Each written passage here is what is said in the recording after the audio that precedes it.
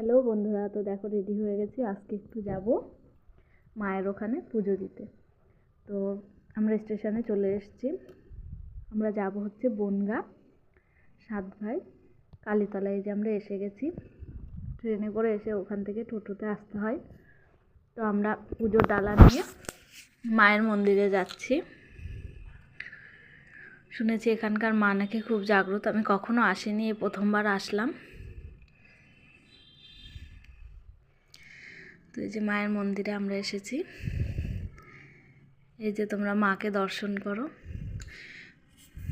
এখানকার মা খুবই জাগ্রত, অপূর্ব মায়ের রূপ। তো আমরা এই যে পুজো দিতে বসেছি। আমরা সবাই অঞ্জলি দেব। তো ওখান থেকে অঞ্জলি দিয়ে আমরা ব্রিজ পার করে আরেকটা শ্মশানকালী মায়ের মন্দির আছে, আমরা সেখানে এসেছি। যে শ্মশানকালী মা, তো মায়ের মন্দিরের সামনেটা দেখো কত সুন্দর। এটা হচ্ছে ইছামতি নদী। নদীটা পুরো শ্যাওলায় ভর্তি হয়ে গেছে। আর ওই যে ওই ব্রিজের উপর দিয়ে আমরা এসেছি।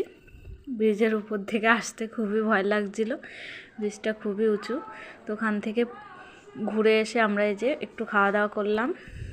খাওয়া দাওয়া করে আমরা মেলা ঘুরে এবার ফেরার পালা। তো স্টেশনে বসে আছি কখন ট্রেন আসবে, আর বাবু তো ঘুমিয়েই পড়েছে।